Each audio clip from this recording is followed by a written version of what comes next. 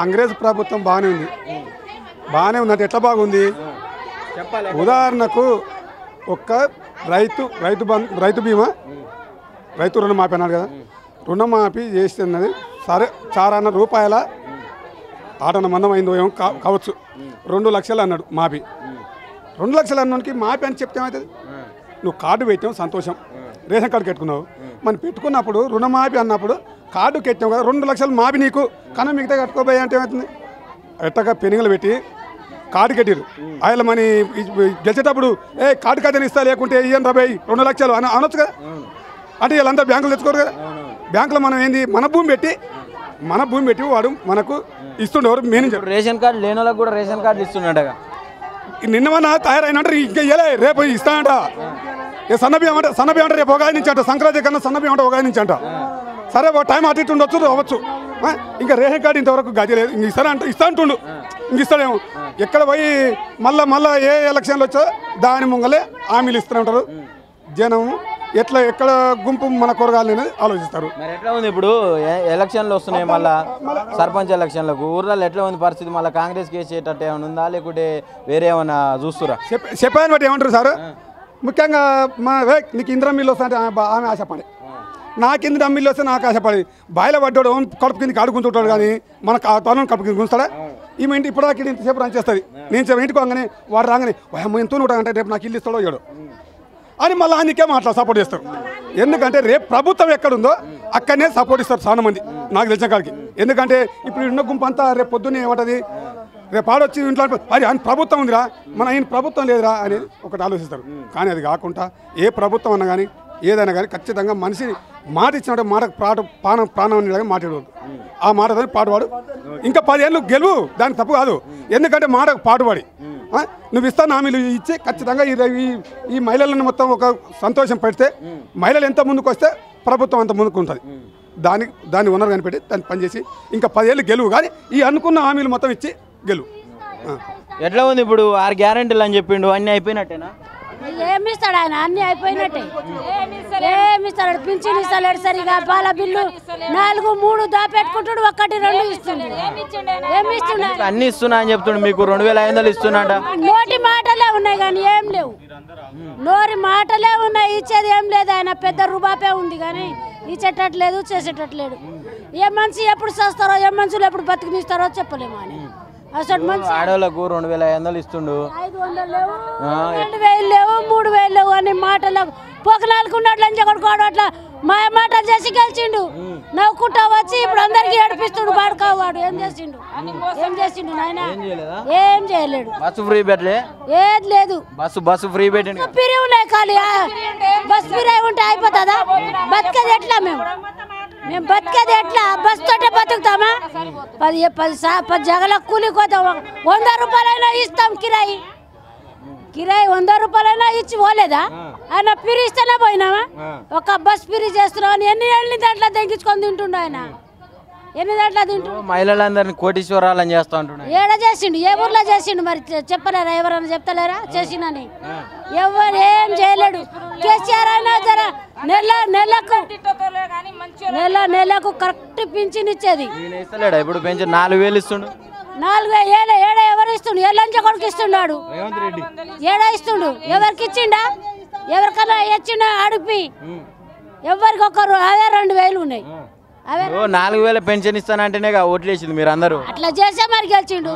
4000 pension ఇస్తా అంటాడు. 4000 pension ఇస్తా అన్నాడు. అది 2500 ఇస్తా అన్నాడు. పిల్లలకు పెళ్లి చేస్తే కుట్టి ఇస్తా అన్నాడు. తులం బంగారం పెడతా అన్నాడు. లంజ కొడుకు ఏ ఊర్లో చచ్చిండో అందరు చెప్పు తడుతానికి. ఇప్పుడైతే తంతారు. ఏది లేదు మాకు. మంచిగా ఎవరికి ఏం ఆపత్తి రాకుండా, ఎవరికి ఏం హాని కాకుండా చూసిండు. ఈయన ఏం చూస్తుండు? ఇప్పుడు అందరికి మోసం చేసిండు. మంచిగా లేవు, పూగులేవు. వాళ్ళని కొడుకు పోనీ అక్కడ ఈయన మంచిగా చేస్తున్నా. అప్పుడేమో వాళ్ళు మోసం చేసిరంట రైతులను. వాళ్ళ బిల్లు ఇవ్వకుండా మేము చేస్తున్నాం. ఆవులకు దానా లేవు, మనుషులకు పైసా లేక, కూరగాయ లేక, తినలేక చేస్తున్నాం. మేము ఏం చేసిండు ఆయన? గడ్డి కొనుక్కుంటున్నాం. గ్యారంటీలు ఇచ్చే మంచిగా. ఇంకేమైంది? గ్యారంటీ లేవు, ఏం లేవు. ఆ భాడకావు ఏం లేవు. ఏమి ఇస్తలేడు. ఏమి ఇస్తలేడా? ఏమి ఇస్తలేడు. ఇప్పుడు రేషన్ కార్డులు ఇస్తూనే కొత్తవి 10 సంవత్సరాలు ఇవ్వలేదని చెప్పి ఓటేసి ఎప్పుడు గెలిపించుడు ఆయనకు అప్పటి నుంచి రావాలి కదా ఇప్పటిదాకా రాలే ఎందుకు ఇవ్వాలి మరి ఆయన అందరి పబ్లిక్ కి మంచిగా చేసేట ఆయన ఎందుకు ఇవ్వాలి ఇప్పుడు ఆడోళ్ళకు 2500 ఇస్తానే 200 లేవు ఏం ఇవ్వలే మేమా రైకా అన్ని లంగాలని మెడాకేసి కొడతాం లంచా కొడుతుంది. ఎట్లా ఉంది ఇప్పుడు కాంగ్రెస్ వచ్చిన తర్వాత కొత్తగా రేషన్ కార్డు ఇస్తా అంటుండు కదా? ఇవ్వలేదు. ఇస్తానని అందరికి ఉబ్బిచ్చాడు కానీ ఇవ్వలేదు. ఇస్తున్నాడో ఇస్తలేడో తెలుస్తలేదు కానీ ఇస్తానని అంటుండు కానీ ఏది ఇస్తలేడు. అదే మీ సేవలకు పెట్టిన అన్నాడు. ఫస్ట్ ప్రజాపాలన దరఖాస్తులలో తీసుకుండంట, మళ్ళీ ఇప్పుడు మీ సేవలకు ఇస్తుండంట. ఏది లేదు. వాడు కనంగా ఏడైనా రోడ్డు మీద కనిపించాలే కానీ ఆడోళ్ళందరూ లంగాలు మెడలో వేసి కొట్టకపోతే అప్పుడు చెప్పండి. అవును, ఏం చేశాడని, ఏం సాయం చేస్తున్నాడని పాల బిల్ అనేసి ఆపేసిండు. ఇక్కడ చూస్తేనే రేషన్ కార్డు లేదు.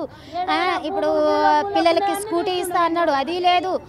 ఇప్పుడు ఇవన్నీ ఆపేస్తే ఇస్తానని చెప్పిండు కదా, ఇచ్చేది కొంచెమైనా ఇవ్వాలి కదా, ఏమి లేదు, ఏమి ఇస్తలేడు. అప్పుడు ప్రజలందరూ మార్పు కావాలని తెచ్చుకోరు కదా. మార్పు కావాలంటే మార్పు చేస్తా అన్నాడు కాబట్టి ప్రజలందరూ ఇప్పుడు ఏదైనా పెడతా అన్నామంటే అందరూ వస్తారు కదా. మరి ఇప్పుడు అన్ని పెడుతున్నా అని చెప్తుండు ఆయన ఏం పెట్టేది, ఆయన కనిపించాలా కానీ చెప్పు తీసుకొని కొడతారు అందరు కలిసి. ఇప్పుడు భూమిలే మన ఇందిరమ్మ ఇల్లు ఇస్తున్నా అని చెప్తుండు, ఇంకోటి 2500 మీకు ఇస్తూనే ఏం కావాలి ఇంకా? ఇప్పుడు 4000 పెన్షన్ చేసిండు, ఏది ఇస్తలేడు.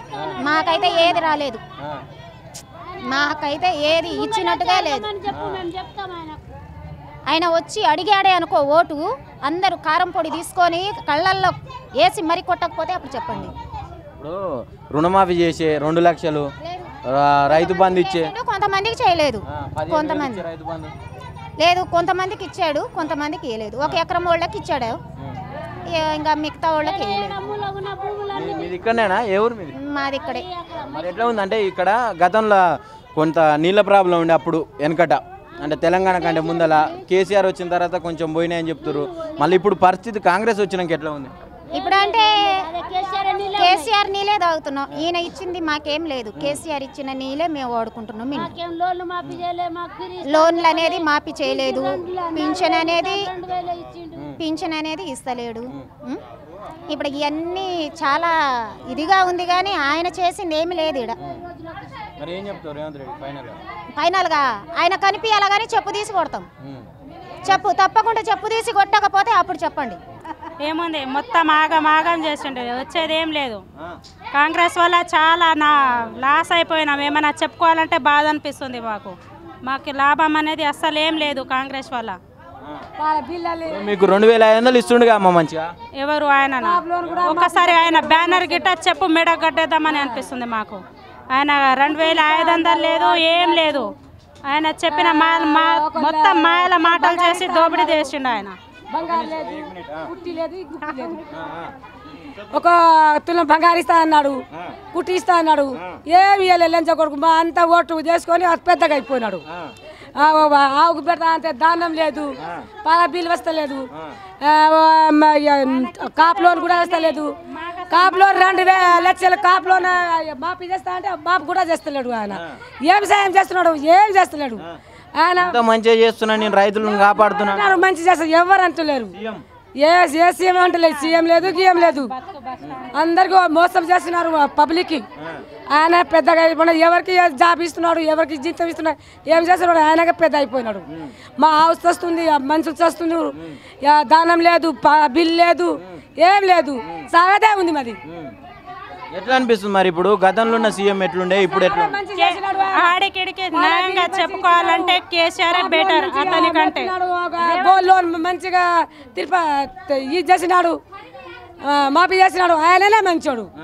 ఈయన వచ్చి ఈయన 15 నెల అవుతున్నది, ఏం చేస్తున్నాడు? ఏం చేస్తలేడు. ఆయన పెద్ద అవుతున్నాడు. ఏం చెప్తావు ఫైనల్ గా రేవంత్ రెడ్డికి? ఏం చెప్తావు?